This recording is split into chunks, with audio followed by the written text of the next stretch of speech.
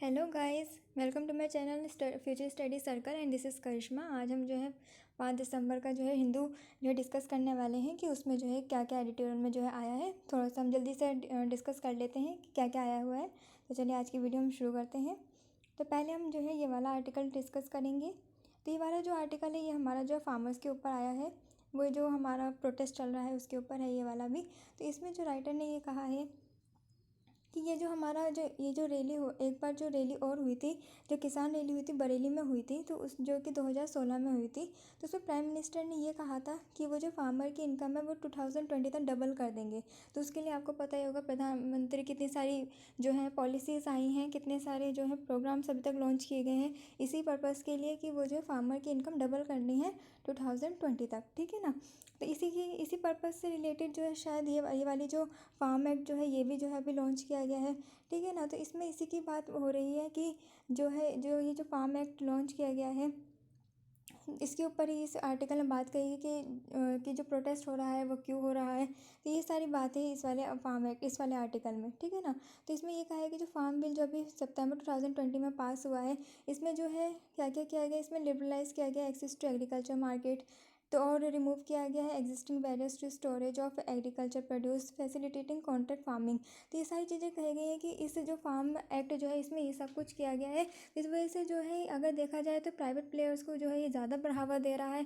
ठीक है ना। और इसकी वजह से फार्मर्स को जो है एमएसपी पे डाउट हो रहा है कि उनको जो है एमएसपी जो है उनसे छीन ली जाएगी। मतलब उनको जो एक एमएसपी जो उनको उनके प्रोड्यूस के ऊपर जो दी जाती है मिनिमम सपोर्ट प्राइस वो उनको नहीं मिल पाएगी, उसका फ़ायदा उनको नहीं मिल पाएगा। जिसकी वजह से फार्मर्स को जो है अपने डर लग रहा है कि हम जो है फार्मिंग कर पाएंगे भी या नहीं कर पाएंगे। ठीक है। और जी इसमें बात कही गई है वो ये कही गई है कि इस तरीके से जो है इसमें प्राइवेट प्लेयर्स ज़्यादा जो है इन्वॉल्व होंगे। तो जिसकी वजह से फार्मर्स जो है वो अपनी अगर प्रॉब्लम्स होंगी उनको प्राइस से रिलेटेड या अपनी किसी भी चीज़ से रिलेटेड है तो वो किससे जाकर रिजॉल्व करेंगे अपने उस इस प्रॉब्लम को किससे जाकर वो कहेंगे। और इस पर एंड में जो है उनको ही नुकसान होने वाला है। और इस आर्टिकल में सबसे बड़ा जो मैटर उठाया है वो ये कहा गया है कि जो होते हैं जैसे लार्ज फार्मर्स होते हैं, स्मॉल फार्मर्स होते हैं ना। हमारे इंडिया में फार्मर्स जो है वो कई कैटेगरी के होते हैं, मार्जिनल फार्मर्स, स्मॉल फार्मर्स, ठीक है ना, और लार्ज फार्मर्स होते हैं। तो इसमें इन्होंने कहा है कि जो फ़ायदा होता है तो वो लार्ज फार्मर्स को तो हो जाता है, लेकिन जो स्मॉल फार्मर्स है उनको तो कंसिडर ही नहीं किया जाता है। खासकर से वो फार्मर्स जो दूसरे के फार्म में जो है एज अ लेबर वर्क करते हैं उनको तो कोई कंसिडर ही नहीं करता है। अगर इसी तरीके से हम ग्रीन रेवोल्यूशन की बात करते हैं तो ग्रीन रेवोल्यूशन में भी जो है जब ग्रीन रेवोल्यूशन हुआ था तो उसमें भी जो है तो सबसे ज़्यादा जो फ़ायदा हुआ था वो जो है लार्ज फार्मर्स को ही हुआ था। ठीक है ना। तो लार्ज फार्मर्स को सबसे ज़्यादा फ़ायदा हुआ था as compare to small farmers. तो इस वजह से उन्होंने कहा है कि हम जो है इन सब एक्ट में जो है गवर्नमेंट जो है वो सिर्फ और सिर्फ बड़े फार्मर्स को ही फ़ायदा देखा जाता है, ना कि स्मॉल फार्मर्स को कोई नहीं सोचता है। और इसमें ये वाली सारी बात कही गई हैं। और फार्म एक्ट में जो है सबसे ज़्यादा जो बात कही गई है वो जो है एपीएमसी का भी बात कही गई है कि एपीएमसी में जो है इस एक्ट के थ्रू जो एपीएमसी है जहाँ पर जो फार्मर्स अपने एमएसपी प्राइस पर अपने प्रोड्यूस बेचते हैं तो एपीएमसी जो है इस एक्ट की वजह से वीक हो जाएगी। ठीक है ना। क्योंकि पावर प्राइवेट प्लेयर जब आ जाएंगे, ठीक है, प्राइवेट प्लेयर को जो है और जो है मतलब मार्केट जो है उनको क्रिएट करने का मौका दे देगा। प्राइवेट प्लेयर जो है डायरेक्टली जाकर फार्मर से इस एक्ट के अंडर में जो है खरीद सकते हैं अपने किसी भी प्राइस पर। इस वजह से एपीएमसी जो है वो वीक हो जाएगी, जिसकी वजह से मिनिमम सपोर्ट प्राइस का जो है जो है उनको डर लग रहा है फार्मर्स को कि उनको जो है वो जो अपने प्रोड्यूस जो है वो मिनिमम सपोर्ट प्राइस पे फिर नहीं बेच पाएंगे। ठीक है ना। तो फार्मर्स को इस चीज़ का भी डर लग रहा है, इसलिए वो जो प्रोटेस्ट कर रहे हैं। तो इस वाले आर्टिकल में जो है यही सारी बातें कही गई हैं कि जो एक्ट है इसमें जो है क्या क्या सही चीज़ें हैं और क्या गलत चीज़ें हैं। तो बहुत सारी चीज़ें हैं जो इसमें ये कहा गया है कि वो जो फार्मर्स के फेवर में नहीं है। इस वजह से जो है गवर्नमेंट को जो है उसको जो है सही करना चाहिए। जैसे कि ये जो एक्ट है वो किस लिए जो है गवर्नमेंट जो एक ही स्लोगन दे रही है, वन नेशन वन मार्केट। ठीक है ना। और गवर्नमेंट जितने भी इस टाइम एक्ट लेकर आ रही है, पॉलिसीज़ लेके आ रही है, वो जो किस लिए लेके आ रही है देखा जाए तो ईज़ ऑफ डूइंग बिजनेस के लिए। ठीक है ना। जो हमारा मोटिव भी है कि हमें ईज़ ऑफ डूइंग बिजनेस में अपनी जो है रैंक जो है वो अच्छी करनी है। तो उसके लिए जो है गवर्नमेंट जो है इस तरीके से लेकर आ रही है, ताकि इस तरीके से एक्ट और पॉलिसीज़ लेकर आ रही है जिससे कि हमारे पूरी इंडिया में पूरी कंट्री में हमारा जो है मार्केट का एक्सेस हो, ईज़िली एक्सेस हो। ठीक है ना। ताकि हमारा जो है बिज़नेस बढ़े। हमारा जब इंडिया में बिज़नेस बढ़ेगा तो हमारी जो है फिर ईज़ ऑफ डूइंग बिज़नेस में भी रैंक जो है हमारी अच्छी होगी। तो इस वजह से गवर्नमेंट जो ये सारे एफर्ट्स कर रही है। तो इसमें ये कहा है कि सही भी तो है, लेकिन इसमें फार्मर्स का भी ध्यान रखना चाहिए। अगर फार्मर्स को फ़ायदा नहीं होगा तो फिर हमारे इंडिया में फिर जो है फिर कैसे सही चलेगा। तो फार्मर्स को खुश रखना बहुत ज़्यादा ज़रूरी है, क्योंकि फार्मर्स ही हैं जो हमारे लिए इतने ज़्यादा कुछ करते हैं। हम जो खाते हैं पीते हैं सब कुछ फार्मर्स से ही तो आता है। अगर फार्मर्स ही खुश नहीं होंगे तो फिर हमारी कंट्री में जो इस तरीके गरीबों के पास भी खाना कहाँ से जाएगा, क्योंकि अगर गवर्नमेंट ही नहीं प्रोक्योर करेगी उनसे फार्मर से ग्रेन, तो फिर उनके पास जो है खाना, गरीबों के पास जो है खाना कैसे पहुंचेगा, राशन शॉप के थ्रू।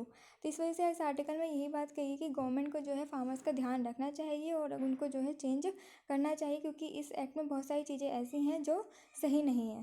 ठीक है, अब नेक्स्ट आर्टिकल है हमारा ये वाला ट्रस्ट डेफिसिट। तो इसमें भी यही वाली बात कही गई है कि एमएसपी, इन्होंने ये कहा है कि ये जो इतना ज़्यादा जो रैली हो रही है, ठीक है, जो प्रोटेस्ट चल रहा है इस एक्ट के अगेंस्ट, तो इसको जो है रिजॉल्व किया जा सकता है अगर गवर्नमेंट जो है एमएसपी के ऊपर बात करती है, या जो वो बात कह रही है कि हम आपको ये सारे के सारे इस एक्ट के अंडर में हम जो है आपको सारी की सारी फैसिलिटीज़ प्रोवाइड कराएंगे, जैसे कि डिस्प्यूट रिजोल्व कराएंगे, आपको जो है जो फूड ग्रेन है वो सही प्राइस पर जो है प्रोक्योर किया जाएगा प्राइवेट प्लेयर्स के थ्रू। जो ये सारी फैसिलिटीज़ प्रोवाइड करा रही है और फार्मर्स को जो है वो ईजी एक्सेस होगा टू द मार्केट। अगर ये सारी जो है बातें गवर्नमेंट कह रही है तो वो जो है सही मायने में जो है इम्प्लीमेंट होने चाहिए। फार्मर्स ये कहना चाह रहे हैं तो ये इम्प्लीमेंट होना चाहिए। अगर इम्प्लीमेंट होता है तो फिर जो है एक्ट सही है ना। तो ये सारी चीज़ें बात कही जा रही हैं, लेकिन फार्मर्स को फिर भी डर लग रहा है कि आज तो गवर्नमेंट वादा कर रही है, कल को पता नहीं क्या होगा क्या नहीं होगा। गवर्नमेंट अपनी बात पे मतलब जो अपनी जो सारे के सारी बातें हैं उनको इम्प्लीमेंट कर पाएगी या नहीं कर पाएगी। तो ये सारी बात कही जा रही हैं इस आर्टिकल में। ठीक है ना। नेक्स्ट आर्टिकल है हमारा स्टार। इसमें रजनीकांत की बात हो रही है। तमिलनाडु में 2021 में इलेक्शंस होने वाले हैं, तो उसमें जो है रजनीकांत की बात हो रही है कि वो जो है नेक्स्ट इलेक्शन उन्होंने बात कही थी कि वो जो है एक 2021 में जो इलेक्शन होंगे उसमें जो है वो अपना इलेक्शन जो है वो कंटेस्ट करेंगे। तो उन्होंने रजनीकांत ने बात कही थी। तो इस आर्टिकल में यही बात हो रही है कि रजनीकांत जो है वो अपना नई पार्टी बनाएंगे या किसी पार्टी के साथ मिलकर ही वो जो है इलेक्शन को जो है कंटेस्ट करेंगे। अभी इसमें बस इस सारे आर्टिकल में यही वाली बात चल रही है। ठीक है,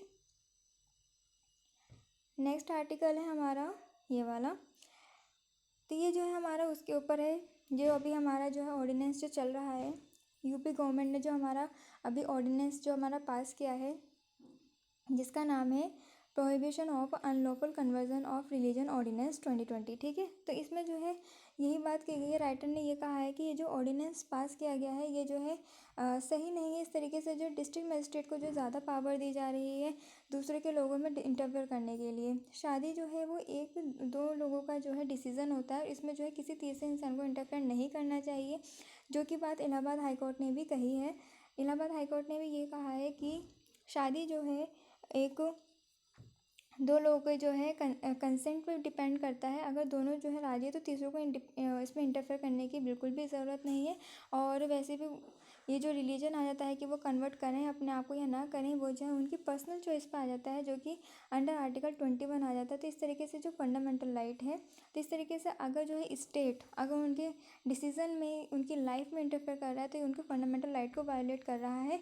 तो जो कि ये एक्ट जो है वो सही नहीं है। तो इलाहाबाद हाई कोर्ट ने यही कही है इस वाले आर्टिकल में। बस इसी वाले में बात हो रही है कि ये जो एक्ट है ये जो है आर्टिकल 21 को जो है वायोलेट कर रहा है। ठीक है, तो ये जो है right to life and personal liberty जो है जो कि अंडर आर्टिकल 21 है उसको जो है ये वायोलेट कर रहा है। और इसमें जो है कि स्टेट को जो है इंटरफेयर करने की ज़रूरत नहीं है। तो इसमें से जो है ये सारी बात कही गई हैं। और इतना ही नहीं, इस आर्टिकल में ये भी कहा गया है कि जो BR अम्बेडकर हैं उन्होंने भी जो है इस तरीके से कन्वर्जन के जो है के अगेंस्ट है उन्होंने आर्ग्यू किया था कि अगर कोई भी जो है inter caste inter religion marriage करता है तो ये उन दोनों की जो है सहमति से होता है, इसमें किसी तीसरे को जो है इंटरफेयर करने की कोई ज़रूरत नहीं है। और ऐसा अगर होता है, अगर इंटर कास्ट इंटर रिलीजन का मैरिज होती तो उसको जो है हमें बढ़ावा देना चाहिए, ताकि इससे जो कास्ट सिस्टम है हमारे इंडिया में वो जो है वीक हो, वो जो है कमज़ोर हो, वो जो है कम हो। इस वजह से उन्होंने जो है ये कहा है, BR अम्बेडकर ने जो है inter caste religion inter caste marriage और इंटर रिलीजन मैरिज को जो है उन्होंने जो है बढ़ावा दिया, उन्होंने उसको सही कहा है। ठीक है ना। तो इस आर्टिकल में बस यही वाली बात हुई है और कोई नहीं है। Thank you so much. I hope आपको मेरी वीडियो पसंद आई होगी। अगर आई होगी तो मेरे चैनल को लाइक शेयर सब्सक्राइब जरूर कीजिएगा। हम मिलते हैं कल के एडिटोरियल के साथ। Thank you so much.